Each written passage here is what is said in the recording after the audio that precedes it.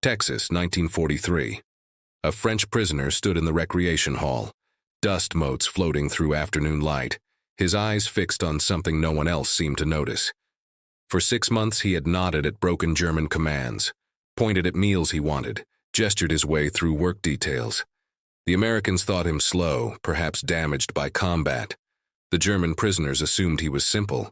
But when the first notes of Debussy drifted across the wooden floorboards, his fingers twitched, his breath caught, and in that instant, the careful architecture of silence he had built began to crumble.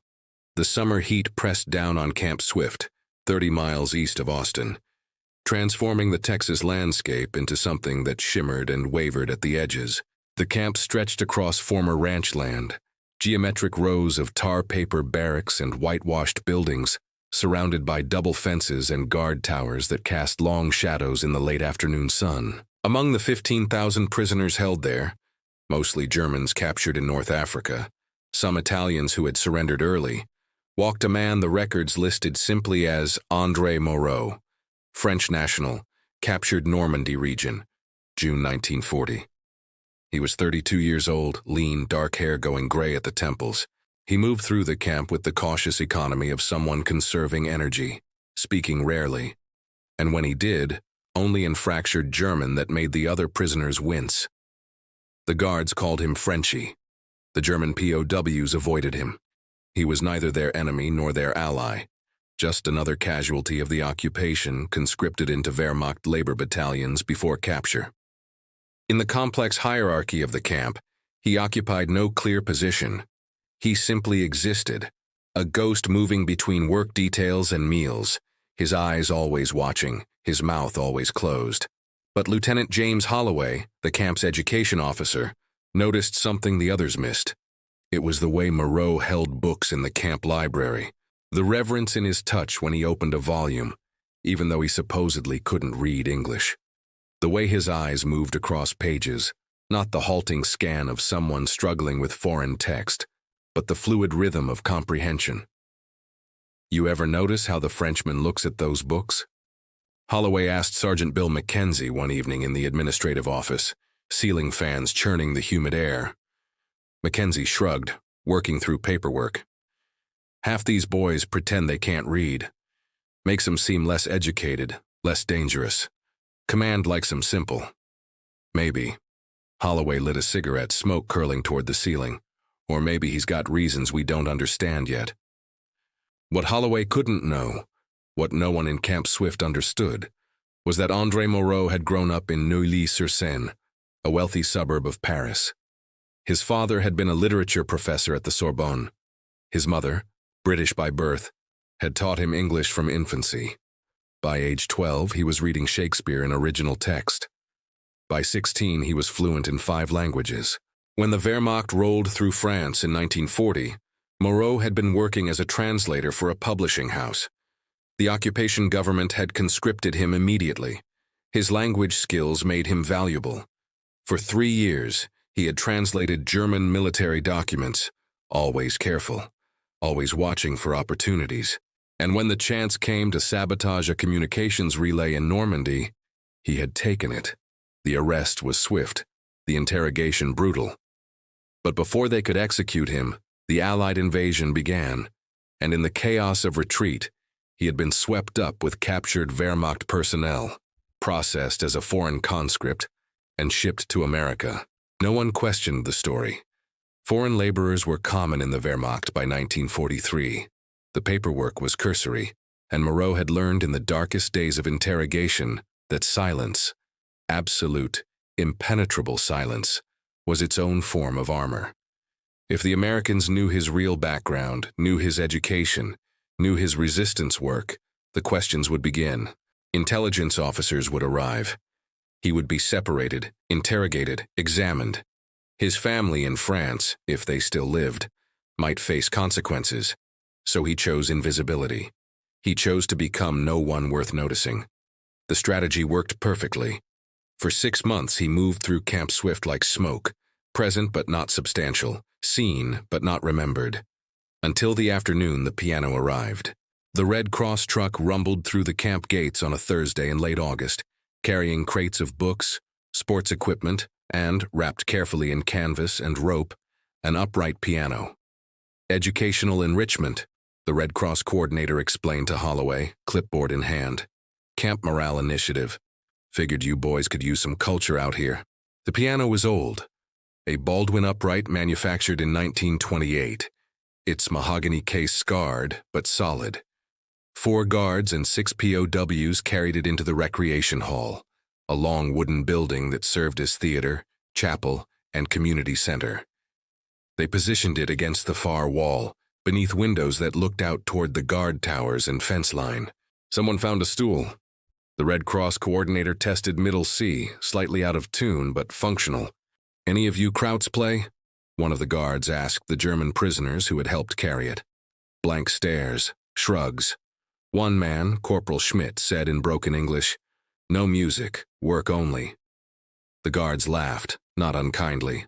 Well, hell, somebody here must tickle the ivories. They were wrong, or rather they were asking the wrong people. That evening, after work details ended, and the camp settled into its evening routine, the recreation hall filled with prisoners. Some played cards, others read donated magazines or worked on crafts. Leather tooling was popular, and several men carved intricate designs into belts and wallets they could trade for cigarettes. The piano sat untouched in the corner, silent as a memorial. André Moreau sat at a table near the opposite wall, appearing to study a German-language newspaper, a 2-week-old copy of a propaganda sheet they were allowed to receive. But his eyes kept drifting to the instrument. His fingers, resting on the table, moved in small, involuntary patterns. He was remembering. His mother at their apartment piano, playing Fauré while rain tapped the windows. His own lessons, starting at age 7. The feeling of keys beneath his fingers. The way music could transform a room, could transport you out of yourself and into something larger. He hadn't touched a piano in 5 years, not since the occupation, not since the night his mother was arrested for hiding a Jewish family in their cellar. The memory still cut like glass. "Frenchie, you want cigarette?" Moreau looked up. One of the German prisoners, a young man named Otto, stood holding out a pack of Camels. Otto was only 19, captured in Tunisia, still carrying the soft features of adolescence.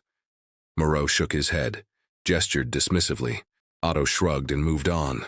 But the interruption had broken something. Moreau stood, folded the newspaper, and walked toward the door. He needed air, needed to not look at the piano anymore. He almost made it. Halfway across the hall, Lieutenant Holloway entered, carrying sheet music under one arm. "Evening, gentlemen. Any musicians among us tonight?" Silence. The card games continued. Someone coughed. Holloway walked to the piano, set down the sheet music, popular songs, jazz standards, some classical pieces. "Shame to have this beauty just sitting here. Hell of an instrument, even beat up like it is." He sat at the stool, cracked his knuckles with theatrical flair, and played. What emerged was enthusiastic but clumsy. A boogie-woogie rhythm that approximated music without quite achieving it. Holloway grinned, hammering away, clearly enjoying himself despite the technical shortcomings. Moreau stopped walking. His body went rigid. The lieutenant was murdering the instrument. Wrong fingering, wrong tempo. The piano deserved better. Needed better. Moreau's hands clenched into fists. He told himself to keep walking, to leave, to maintain the silence that kept him safe. But then Holloway shifted into something else, something Moreau recognized immediately. The opening bars of Clair de Lune, Debussy, his mother's favorite. And Holloway was destroying it. The notes came out harsh, disconnected, robbed of their liquid beauty. It wasn't music anymore, just noise shaped like music, and something inside Moreau fractured. He turned, walked back across the hall. Every prisoner watched him now, curious about the strange Frenchman's sudden purpose. Moreau reached the piano, stood beside Holloway. The lieutenant looked up, surprised, still playing. "Yeah, Frenchie, you want to try?" Moreau nodded once. Holloway stood, gestured to the stool. "All yours, pal. Show me how it's done." Moreau sat. The wood was warm from Holloway's weight. The keys were ivory, yellowed with age, some chipped at the edges. He placed his hands in position, left hand on the bass, right on the melody line. The recreation hall went quiet. Card games paused, magazines lowered. Moreau closed his eyes, took a breath, and played. What poured from the Baldwin upright was not the tentative fumbling of an amateur, not the crude approximation of someone who knew a few chords. It was liquid precision. It was years of training, decades of practice. Muscle memory carved so deep it survived prison and war and loss. WC's Clair de Lune emerged complete, perfect, each note placed with surgical accuracy. The melody line floated above the rolling accompaniment like moonlight on water, exactly as the composer intended. Moreau's hands moved with the unconscious grace of someone for whom the piano was not an instrument, but an extension of thought itself. The hall transformed. Hardened men who had killed in the North African desert, who had watched friends die in the Tunisia campaign, who carried the weight of brutality in their bones, they stopped moving. The music reached past their defenses, past the carefully maintained prison hierarchy, past the divisions of nationality and allegiance. Lieutenant Holloway stood frozen beside the piano, his expression shifting from surprise to confusion to something else entirely. Because he was educated enough, musical enough, to recognize mastery when he heard it. And Frenchie, simple, silent Frenchie, who supposedly spoke only broken German, was playing like a concert pianist. The piece lasted 4 minutes. When the final notes faded, the silence that followed was profound. No one moved, no one spoke. The evening light through the windows seemed to hold something it hadn't before. Then Moreau opened his eyes, looked at his hands on the keys, and in perfect unaccented English said, "You were playing it too fast. Debussy should breathe." The hall erupted. German prisoners shot to their feet. Guards appeared in doorways. Holloway took a step back, hand moving instinctively toward his sidearm before stopping. "You speak English." Holloway's voice was flat, careful. "You speak English perfectly." Moreau stood from the stool. His face remained calm, but his hands trembled slightly. The architecture of silence was collapsing, and there was no way to rebuild it. Yes. How long? Since childhood. My mother was British. Christ. Holloway ran a hand through his hair. "You've been here 6 months. You've listened to every conversation, every briefing, every... Why? Why pretend?" Moreau met his eyes. "Because men who speak 5 languages and play Debussy are interesting, and interesting men get interrogated, separated, examined." He paused. "I wanted to survive the war quietly, Lieutenant, without complications." The German prisoners were shouting now, angry and confused, demanding translations. Otto pushed forward, his young face twisted with betrayal. "Spyin', spy." Moreau switched to German, his fluency shocking them into silence. Not a spy, just a man trying to be invisible. Sergeant Mackenzie appeared, followed by 2 more guards. "Lieutenant, we got a situation here?" Holloway held up a hand. "Everyone calm down. Nobody's a spy. We just discovered our Frenchman has been holding back on us." He turned to Moreau. "You and me, we need to talk. Office, now." The administrative office was small, crowded with filing cabinets and desks covered in paperwork. A single overhead fan stirred the hot air. Holloway gestured to a chair, and Moreau sat while guards positioned themselves by the door. For a long moment, Holloway just looked at him, reassessing everything he thought he knew about the quiet Frenchman. "Start from the beginning," Holloway said finally, pulling out a notebook. "Real name, real history, and no more bullshit." So Moreau told it. Not everything. There were things that still needed protection, names that couldn't be spoken. But enough. The Paris suburb, the professor father, the British mother who taught him English through bedtime stories and piano lessons, the occupation, the conscription, the small acts of resistance that grew into larger ones. "No. You sabotaged Wehrmacht communications?" Holloway's pen stopped moving. "Jesus, they should have shot you." "They tried." The invasion interrupted. "And you've just been... what? Hiding in plain sight?" Holloway leaned back, the chair creaking. 6 months of grunt work and silence because you figured invisibility was safer than truth? Yes. Moreau's voice was steady. Intelligence officers ask questions. Questions lead to more questions. My family, if they survived, could be punished if the Germans discovered I was active resistance. So I became no one. A simple conscript. A man not worth examining. Holloway studied him. Outside, the evening was settling into night, crickets beginning their song, the camp's searchlights flickering to life. That's the most calculated act of survival I've ever heard, and the loneliest. Something in Moreau's expression shifted. For 6 months he had been stone. Now a crack appeared. Yes. Why break cover now? Why not just walk away from the piano? Moreau looked at his hands. Because it was Debussy, and you were playing it wrong. He smiled slightly sadly. Some things are worth more than strategy, Lieutenant. Even survival strategy. Holloway laughed, sharp and unexpected. You blew 6 months of careful hiding because I butchered Claire de Lune? That's either the most French thing I've ever heard or the craziest. Perhaps both. The guards at the door exchanged glances, unsure what to make of this strange interrogation that felt more like a conversation between colleagues than prisoner and captor. Holloway tapped his pen against the notebook. Here's the situation, Moreau. I need to report this. Command is going to want to know why we had a multilingual former resistance fighter listed as simple labor. There'll be questions, paperwork, probably a transfer to a different facility for proper debriefing. Moreau nodded, resignation settling over him. I understand, but... Holloway held up a finger. I'm also the camp's education officer, and we just got a piano nobody knows how to play. He leaned forward. What if there was another option? One that keeps you here but puts those skills to use? I don't understand. Education and rehabilitation, Moreau. That's what we're supposed to be doing with you prisoners, teaching you democracy, American values, preparing you to rebuild your countries after we win this thing. Music is part of that. Culture, beauty, the things fascism tries to destroy. Moreau's eyes narrowed. You want me to teach? Piano lessons, for any prisoner interested.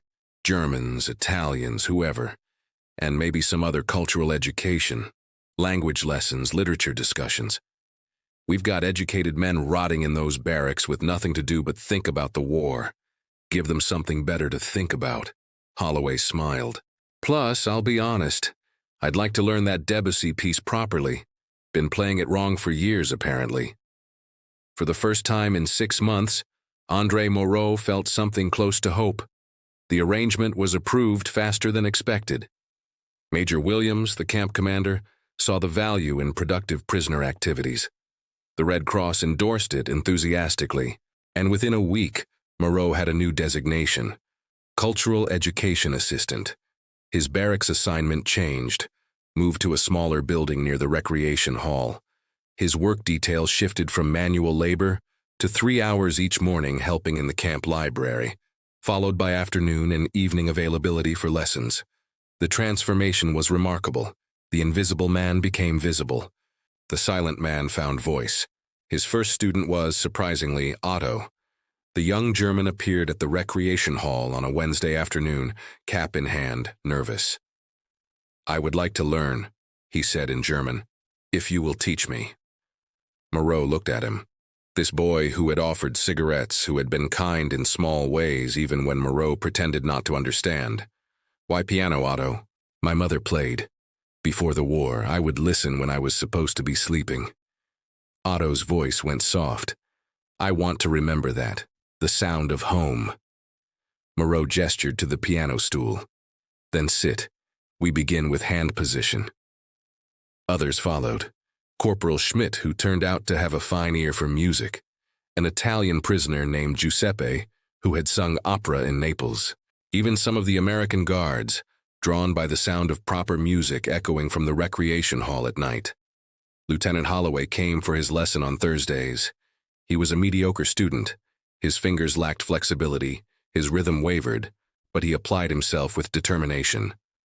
And slowly, over weeks of practice, Claire de Lune began to emerge from the Baldwin, with something approaching its intended grace.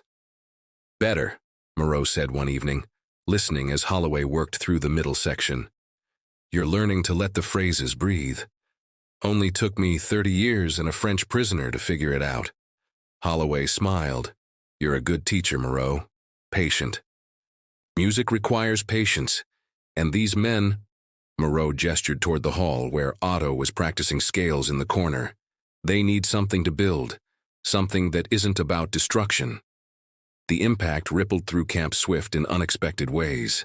The recreation hall became a destination rather than just a waypoint. Men who had spent evenings playing cards or staring at walls began gathering to listen.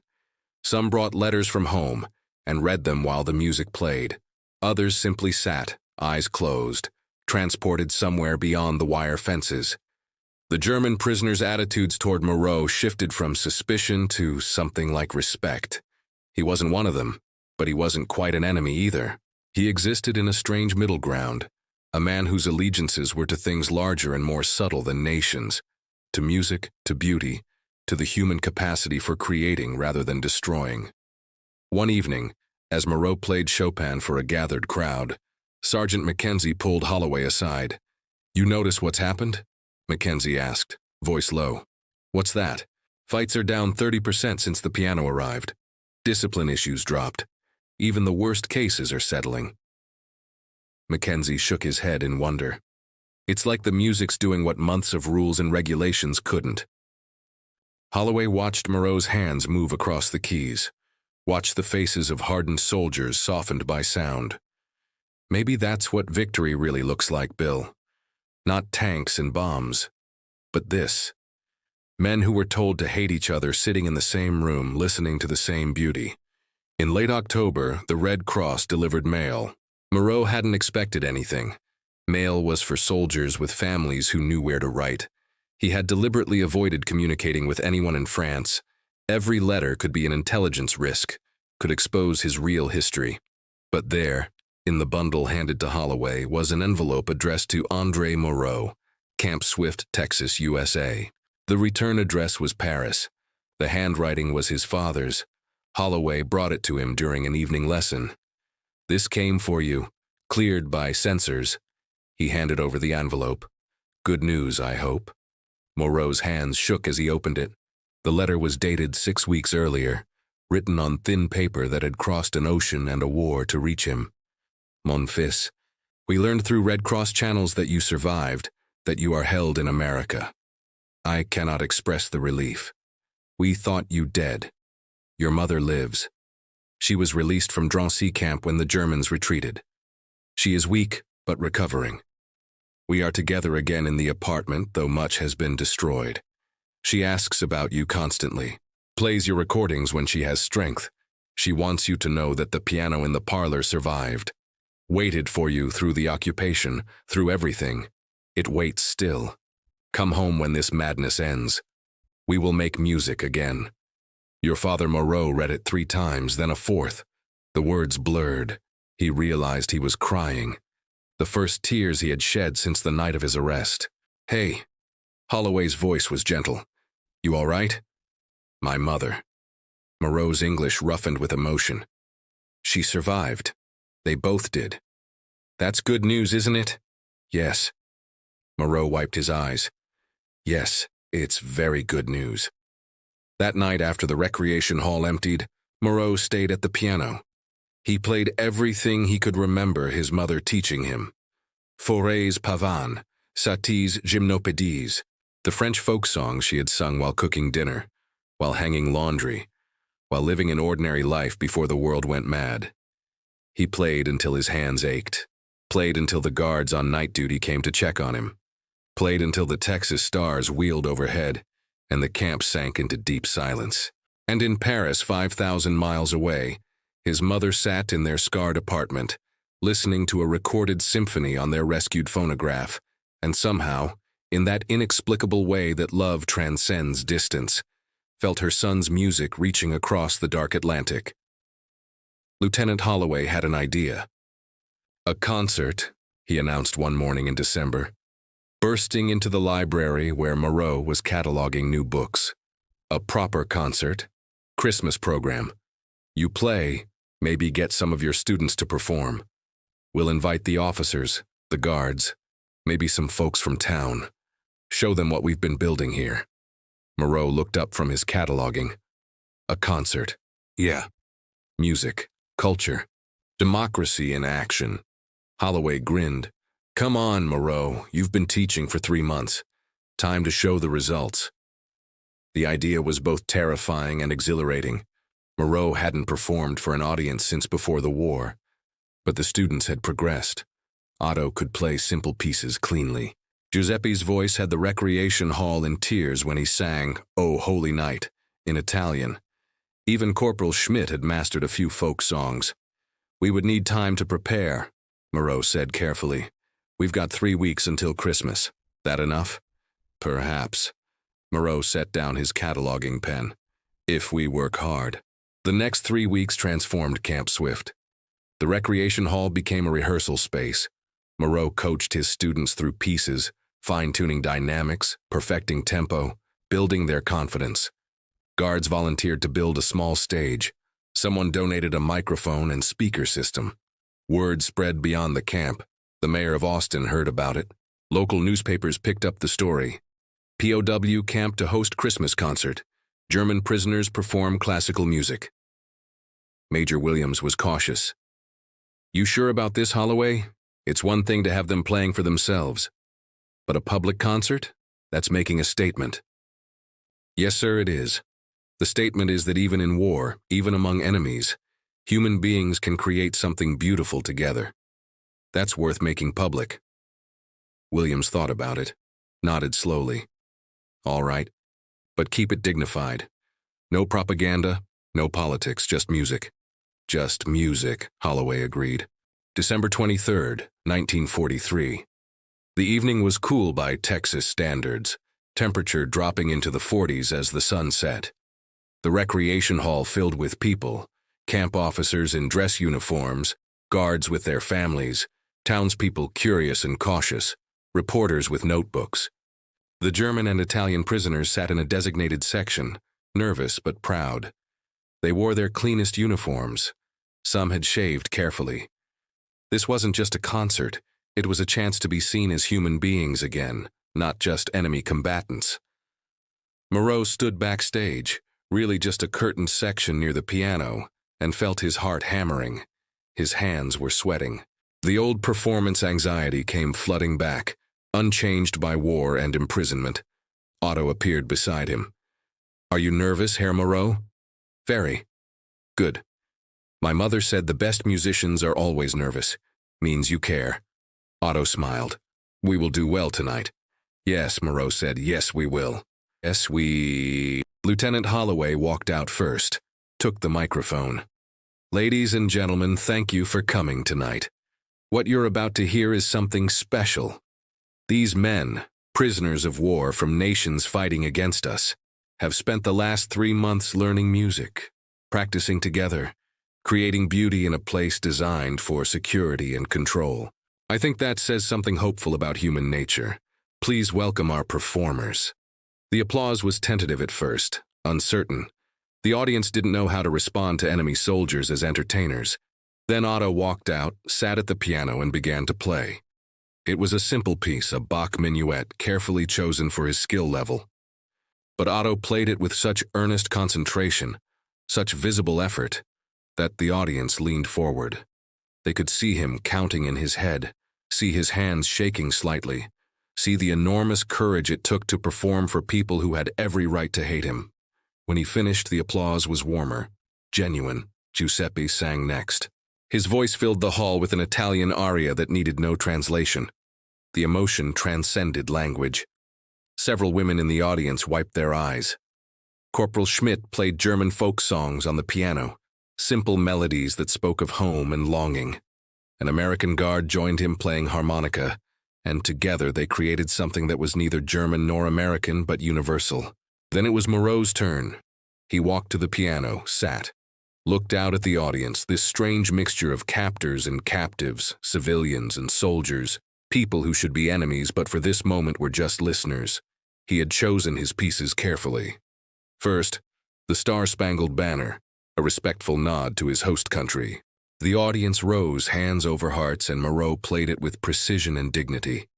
Then he shifted into something else, something unexpected, the opening notes of La Marseillaise, the French national anthem, the song of revolution, of liberty, of resistance. The audience froze, uncertain. Was this allowed? Was it appropriate?